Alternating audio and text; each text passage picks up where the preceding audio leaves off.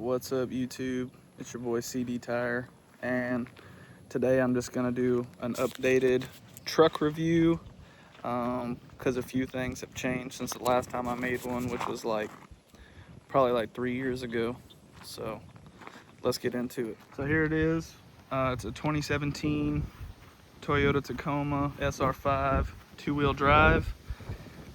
It's sitting on a 4-inch rough country lift that sits about 7 inches. How I did that was the 4-inch came with factory strut with the 4-inch spacer on top. I swapped that out for 6-inch loaded struts, and since this is a two-wheel drive, it has a different spring rating than the 4-wheel drive, so it sits at about an inch taller. And it's got the 3.5-inch rough country upper control arms on it. It's not squatted anymore, or sort of not. It's just kind of baby lean now, because these blocks are to level it if it was 4 inches in the front, but obviously if it's 7 in the front, it's not going to be level. So these are 2.5-inch blocks. I like it like this, but some people don't, but who cares? They're not driving it. Used to have 8 rock lights on here, but they don't work anymore, so never replaced them, never really cared to. It does have 4 wheel lights on it. I can get the controller out.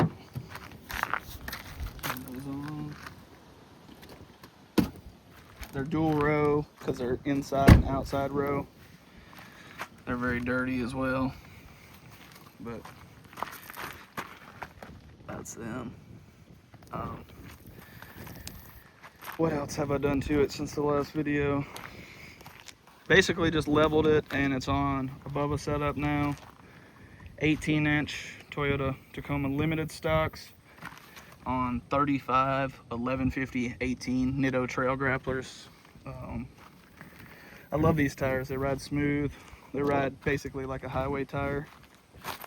There's a little bit of noise, but nothing like the Gladiators that were on here, and they ride a lot smoother. The truck's dirty right now, but it does have an aftermarket paint job. I don't know if you can see the metal flakes. That's dirty, but yeah, metal flakes in the paint. I like it. Looks good, especially when it's clean. Bed cover, and of course, true dual straight pipes. So it's true dual straight pipes from the cat's back, and it sounds pretty good on a startup, not so good on the highway. Got a bull bar, 12-inch LED light bar, LED bulbs, and the fog lights, which these fog lights are super foggy, but they were halogen. They're a lot brighter now. LEDs in the headlights, LED high beam, factory turn signal, and same thing over here. They're really bright. I like them. Factory grille, obviously. For tint, it was 15 all the way around with 50% on the windshield. I've gone through some tint setups here. So it's 30 on the front windshield with a 8-inch 5% visor. Front doors still 15, but you can't see too much through them, especially on a day like today when it's not too sunny, but you still really can't see through them when it's sunny because of the windshield. Back doors are double 15 over the factory stained glass, and then same thing back here is double 15 over the factory stained glass. Front doors aren't stained from the factory, so those are actual 15%, and everything else meters at 0. This is how the 15 looks on the front. It's not too dark, not too light. I like it because nighttime visibility stays good. There's the double 15. As you can see, that's very, very dark. Also have a 2-inch leveling kit that I never put on. I'm not going to, but. And here's the windshield, 30% with the 5% strip.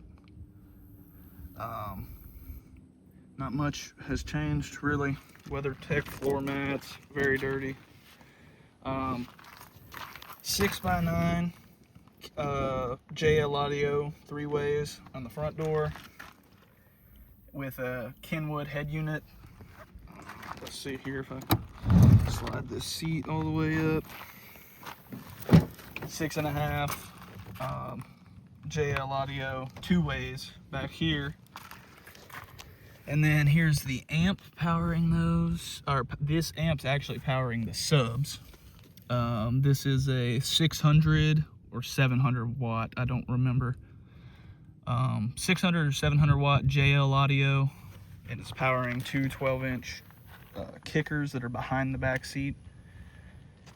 And then up here now we have a back glass stunt wall that's just sitting on top of a box because I can't mount it because the sub's behind my back seat. 4 8-inch PRVs, and they're pretty loud, obviously. Got amp for those. Oh, I had to put a seat lift over here, 1.25-inch seat lift to be able to slide the seat back for the amp, which is a Sundown Audio 1750 watt. So yeah, I guess I'm pushing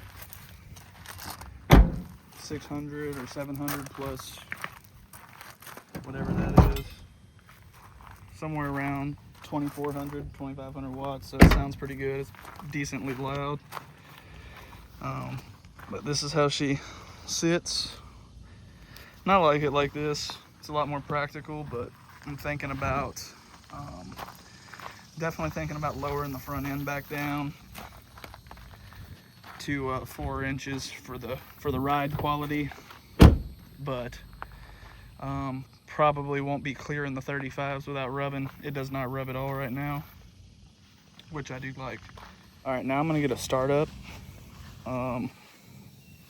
The truck's not cold, so it's gonna not sound as good as it does on a cold start, but I'm gonna try to set my phone up over here and get a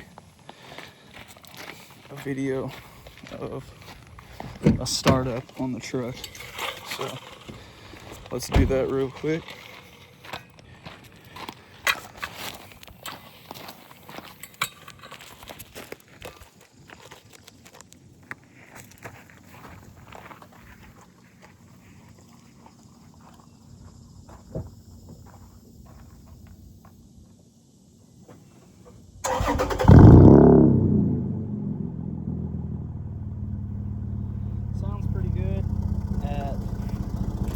Sounds pretty good at idle, in my opinion, and on startup. Does not sound the greatest on the highway. I'll be the first to admit that, but I like it, to be honest. It's different. A lot of people hate on a straight pipe V6, but who cares? That's kind of the point. But yeah, that's it for this video.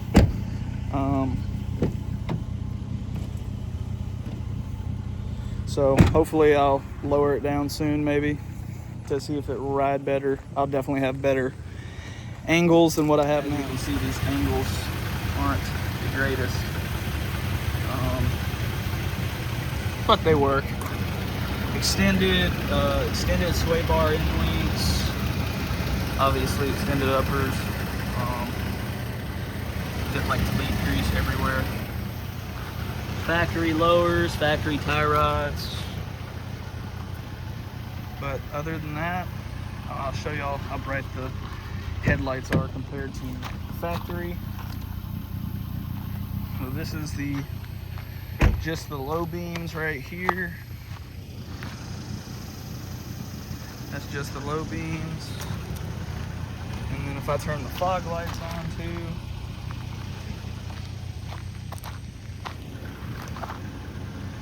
pretty bright.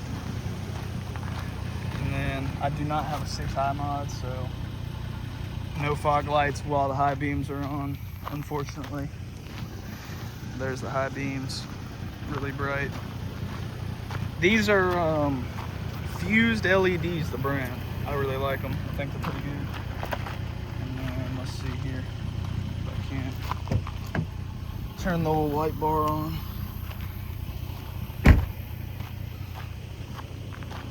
And the light bar. Oh, also forgot to mention 1.5 inch KSP wheel spacers on here. So that's it for the truck review, and that's how she sits.